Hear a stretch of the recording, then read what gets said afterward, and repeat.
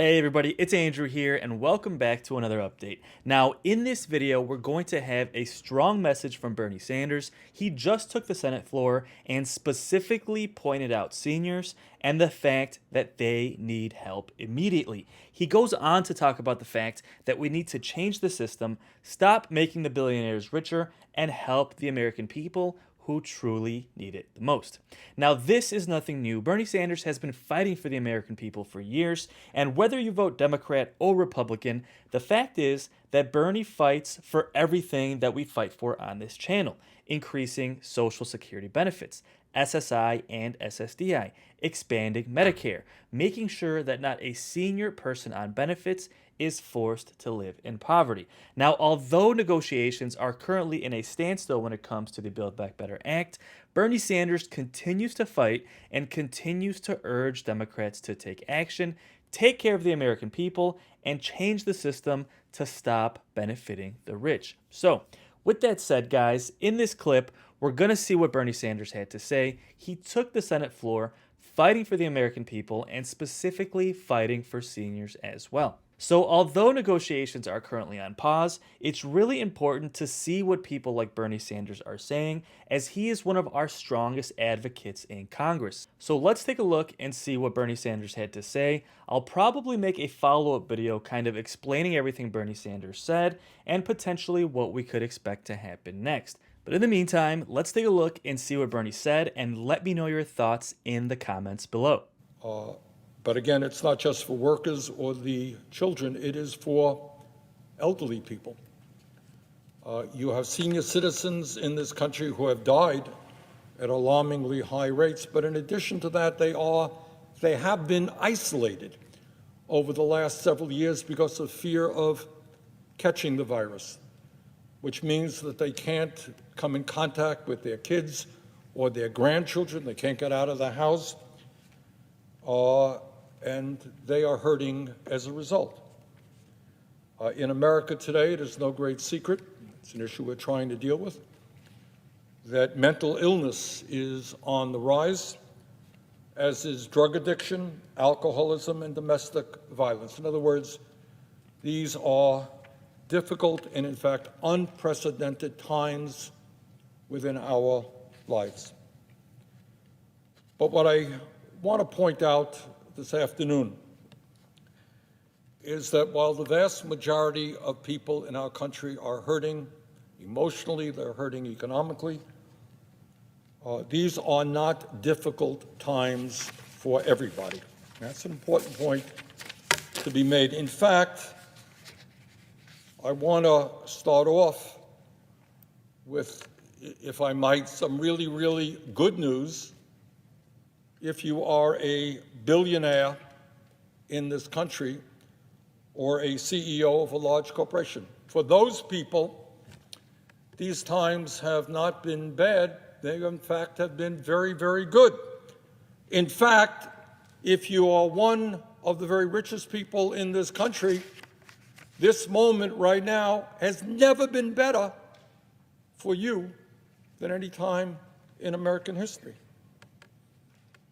Today, corporate profits are at an all-time high, and CEOs, heads of large corporations, have seen huge increases in their compensation packages.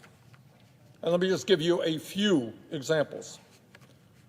Everybody in America is worried about the high price of gas. We drive around, and today gas prices are higher than they were yesterday. But while gas prices are soaring, shock of all shock, oil company profits are now higher than they have been in over 7 years. Gas prices are soaring, and guess what? Large oil companies are making huge profits. In fact, in the last quarter, ExxonMobil, Chevron, Shell, and BP made nearly $25 billion in profits in 1 quarter. Gas prices soaring, profits of the oil companies soaring as well. But that's not all. Everybody is worried about high food prices. Many senior citizens living on fixed incomes go to the grocery store and they get very upset about seeing increased prices in meat and vegetables and everything else. Well, turns out that the food industry is also enjoying huge increases in profits. In fact, Kroger, one of the largest grocery store chains in America, made a record-breaking profit of some $4 billion in 2021, while its stock price jumped 36% in the past year. Its CEO got a 296% pay raise over the past decade, and they have been able to spend $1.5 billion on stock buybacks and dividends to enrich their wealthy shareholders. Food prices soaring, and yet company after company in the food industry are making huge profits. For the people on top, the good news is that it is not just that corporate profits have never been better. That's good news. But even better for them is that CEO compensation has never been higher. You know, there was a time way back in the 1950s when I was growing up when CEOs did very, very well. They made 20 times more than their average worker. Well, if you are a CEO, the good news is those days are long gone when you only made 20 times more than your average workers. Today, as I am sure the CEOs of this country know, they are now making 350 times more than what the average worker in America makes. 350 times more. Talk about greed. And by the way, at a time when we pay the highest prices in the world for prescription drugs, the really, really good news is that the CEOs of the top 8 pharmaceutical companies in America made over $350 million in compensation in 2020. Got that? 8 CEOs of the drug companies who charge us the highest prices in the world for prescription drugs made $350 million collectively in compensation. And if that is not good enough news for the billionaire class, let me give you some even better news. Today, the billionaire class owns more income and wealth percentage-wise than at any time in American history. As a result of a massive transfer of wealth, you know, we hear a lot of talk about transfer of wealth. Oh my God, we can't tax the rich and transfer wealth. Terrible, terrible. But there has been, over the last many decades, a huge transfer of wealth. The only problem is it's gone in the wrong direction from working families to the top 1%. And as a result of that, what we have now is that the top 1% owns more wealth than the bottom 92%. Top 1% owns more wealth than the bottom 92%. And rather amazingly, the 2 wealthiest people in America now own more wealth than the bottom 42%. 2 people own more wealth than the bottom 42%. You know, in this country, we pride ourselves in being a country that believes in fairness, that believes in justice, justice for all. It is not fair, it is not just that 2 people now own more wealth than the bottom 42% of the American people.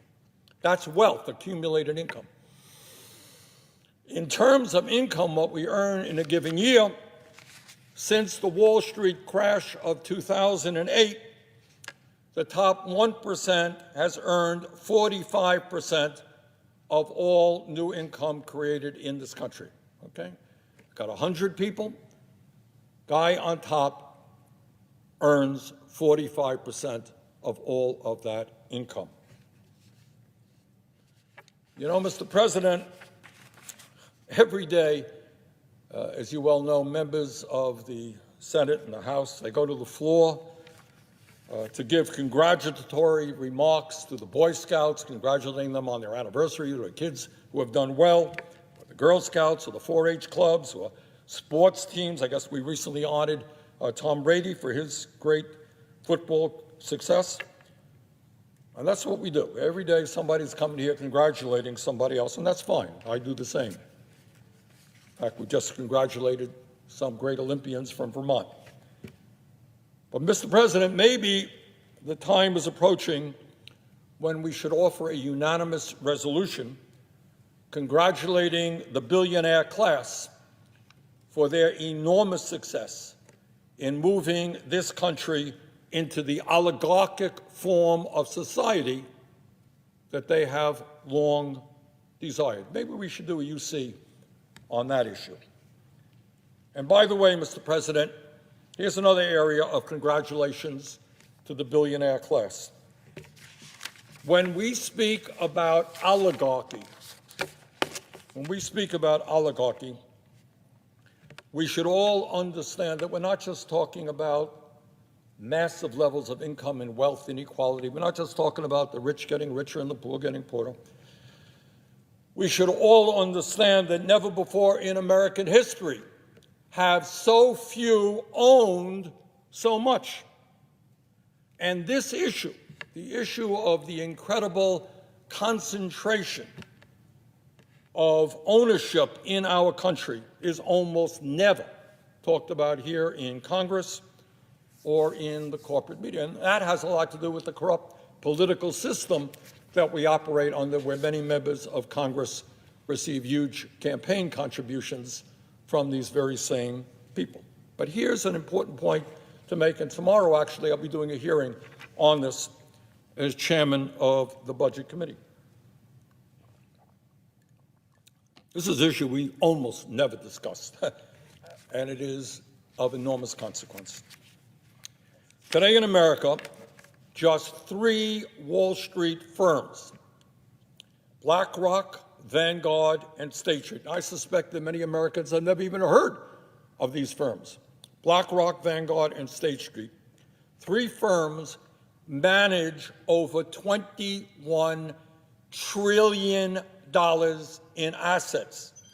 $21 trillion in assets. What does that mean?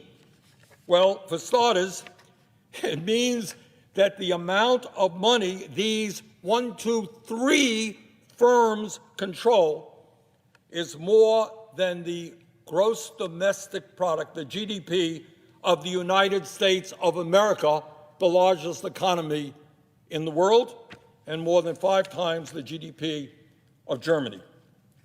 These 3 firms, BlackRock, Vanguard, and State Street, are major shareholders in more than 96% of S&P 500 companies. In other words, what does that mean?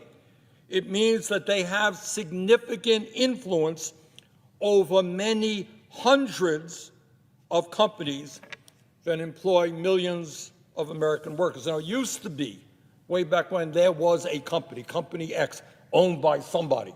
Nice guy, not a nice guy, good employer, bad employer. There was a person or a group of people who owned a company. That is rapidly changing in the oligarchic world that we are living, where a handful of Wall Street companies have major control over hundreds and hundreds of companies. You know, after the Wall Street crash, Mr. President, of 2008, I recall a lot of discussion about the wealth and the power of the big banks, the giant banks, and whether or not they were too big to fail. Huge amount of discussion. Well, today, these 3 firms, 3 Wall Street firms, are the largest shareholders in some of the biggest banks in America: J.P. Morgan Chase, Wells Fargo, and Citibank. In other words, These banks are also owned by a handful of Wall Street firms. What about transportation? You know, we all get on planes, we go here and there. Well, these three major Wall Street firms, BlackRock, Vanguard, and State Street, they are among the top owners of the four major airlines, United, American, etc. Well, what about health care? What about health care? Who owns the health care industry? Well, together these three Wall Street firms own an average of 20% of the major drug companies.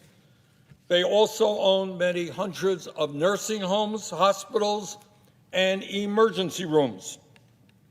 What about housing? Well, what we're seeing is a handful of Wall Street firms are now the major owners of rental housing in America at a time, by the way, when the cost of housing and rents are soaring in this country. And maybe, just maybe, if you haven't heard a whole lot about these issues, it might have something to do with the fact that a handful of Wall Street firms control half of the newspapers in America. And I think there is a reality which maybe says it all. And that is, during this terrible, terrible pandemic, when so many people have died and become ill and lost their jobs and missed school and suffered all of the isolation that this pandemic has brought about, 745 billionaires in America became more than $2 trillion richer.